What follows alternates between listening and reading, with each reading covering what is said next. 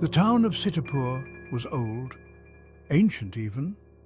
Nestled deep within a valley in rural India, it was the kind of place where stories were passed down through generations.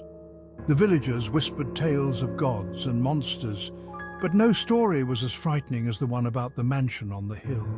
The mansion was a grand old thing, or at least it had been once. Now it stood decaying, a monument to forgotten glory.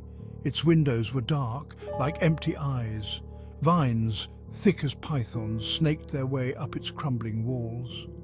Locals said the mansion was haunted. They told of strange lights and eerie sounds. Nobody dared to go near it. I bet you wouldn't last 5 minutes in that house. Is that a challenge? Don't encourage him, Vikram. I'll go. The sun began its descent, painting the sky in fiery hues of orange and purple, casting a warm glow over the landscape. The colours seemed to dance and shift, creating a mesmerizing display that was both beautiful and haunting. As the four friends approached the mansion, their footsteps echoed in the stillness of the evening. The air was thick with anticipation and a sense of foreboding, as if the very ground beneath them was holding its breath. With every step, the air grew heavier, thick with a strange, unsettling energy. It was as if the atmosphere itself was charged with an invisible force, pressing down on them and making it difficult to breathe. The path was overgrown, almost swallowed by the encroaching jungle. Vines and roots twisted and tangled, creating a natural barrier that seemed to warn them away. The once clear trail was now a labyrinth of greenery, each step a challenge. The silence was broken only by the chirping of crickets and the rustle of unseen creatures in the undergrowth. The night sounds were a constant reminder of the life that thrived in the darkness, hidden from view but ever present. As they finally stood before the imposing structure, a shiver ran down Priya's spine. The mansion seemed to exude a cold, malevolent presence, its dark windows like eyes watching their every move. The mansion loomed over them, its shadow stretching long and ominous in the fading light. The building's silhouette was jagged and foreboding, a stark contrast to the soft hues of the sunset behind it. The once bright paint was now peeling and faded, revealing the bare bones of the building. The walls were cracked and weathered, telling a story of neglect and decay that spanned decades. It was like looking at a decayed skull, the structure's deterioration giving it an eerie, almost skeletal appearance. The mansion stood as a grim reminder of the passage of time and the inevitability of decay. The friends exchanged anxious glances, each one feeling the weight of the moment. They knew that whatever lay inside the mansion would test their courage and their friendship in ways they couldn't yet imagine. With a deep breath, they pushed open the old creaky door, its hinges protesting with a loud groan. The sound echoed through the still night, a harbinger of the unknown challenges that awaited them inside. The hallway beyond was dark and dusty, filled with cobwebs that clung to the walls like ghostly veils. Each step they took stirred up clouds of dust, adding to the sense of abandonment and desolation. In the dim light of their flickering candles, the shadows on the walls seemed to move and shift, creating an ever-changing tapestry of light and dark. The mansion was alive with secrets, and the friends were about to uncover them. Grunts, sound of creaking iron gates. Vikram, putting on a brave face, was the first to push open the creaking iron gates. The sound echoed through the still night, sending shivers down their spines. The gates had not been opened in years, and the rusted metal seemed to resist their intrusion. The hinges groaned in protest, as if warning them to turn back. Each creak was a reminder of the years of neglect and the secrets that lay within. Inside, the air was stale and heavy with the smell of decay. It was as if time had stood still, preserving the house in a state of perpetual disrepair. The walls were lined with peeling wallpaper, and the floorboards creaked under their weight. Cobwebs, thick as curtains, hung from every corner, and dust lay heavy on every surface. It was clear that no one had set foot in this place for a very long time. The silence was deafening, broken only by the occasional scurrying of unseen creatures. They stepped into the main hall, their footsteps echoing in the vast, empty space. The grandeur of the room was still evident despite the years of neglect.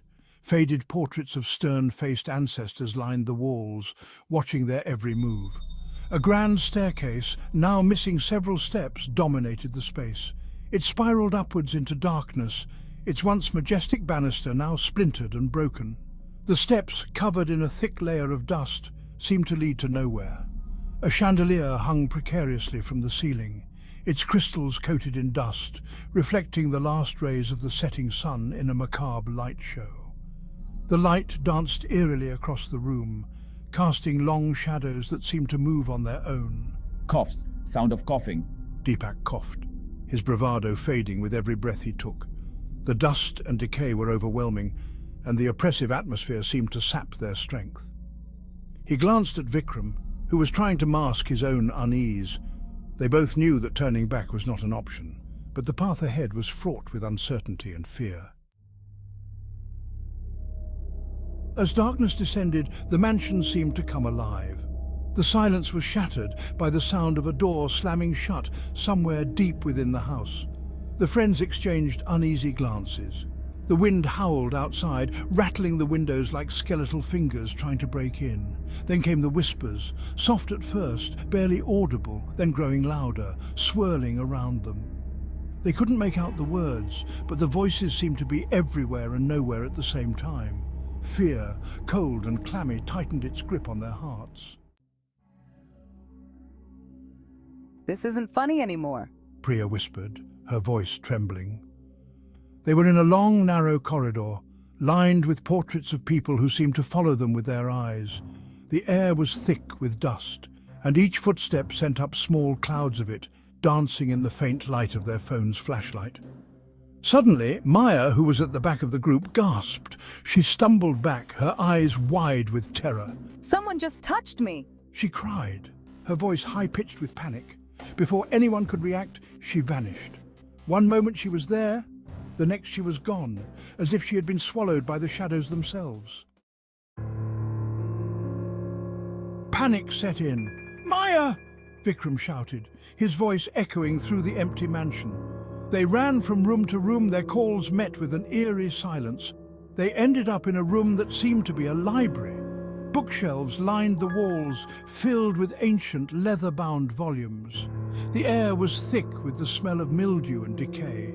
In the center of the room stood a large mahogany desk. A single oil lamp flickered on the desk, casting long, dancing shadows on the walls. On the desk, they found a sheet of parchment. The ink faded with time. It was a map of the mansion. Maybe Maya's in there. Deepak, his face pale, pointed to a room on the map labeled The Tower. They followed a winding staircase, each step creaking ominously beneath their weight. The air grew colder as they climbed, and the whispers seemed to intensify, swirling around them like angry spirits. Finally, they reached a heavy wooden door at the top of the stairs. On the door, someone had scrawled a message in what looked like blood. It read, "Turn back while you still can." Terror, raw and primal, seized their hearts. I'm not going in there. Vikram, his bravado finally gone, shook his head. I'm not going in there. Deepak, his face ashen, nodded in agreement, but Priya, fueled by fear for her friend, pushed past them and threw open the door. The room was empty. There was no sign of Maya. Vikram and Deepak stepped inside, their eyes searching every corner. Suddenly the door slammed shut with a deafening boom. Priya screamed. She raced to the door and rattled the handle, but it wouldn't budge. They were trapped. The next morning, the rising sun cast long shadows over the deserted grounds of the mansion on the hill. The air was thick with an unsettling silence, as if the very earth held its breath in anticipation. The mansion, with its crumbling walls and broken windows, seemed to whisper secrets of a bygone era, secrets that were better left buried. A group of villagers, their faces etched with concern, stood huddled around a car parked at the bottom of the hill.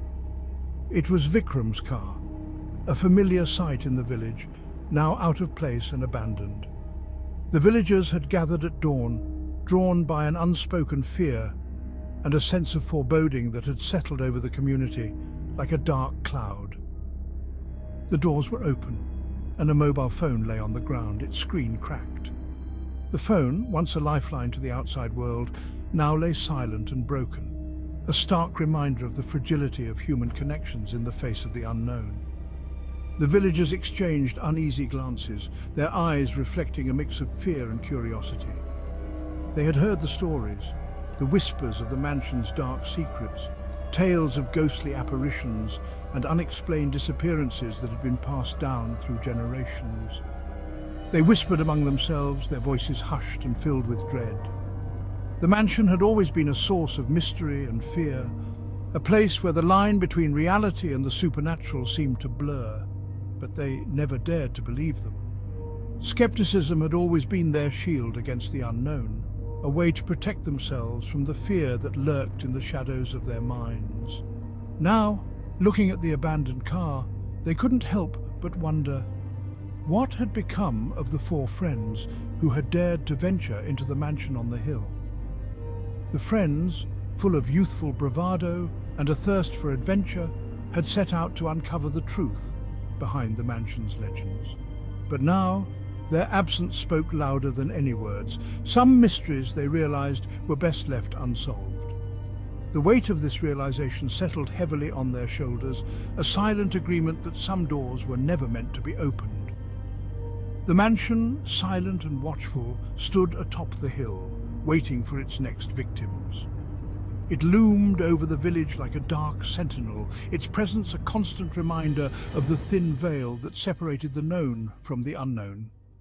As the villagers slowly dispersed, the mansion remained, a timeless enigma, its secrets locked away in the shadows of its ancient walls.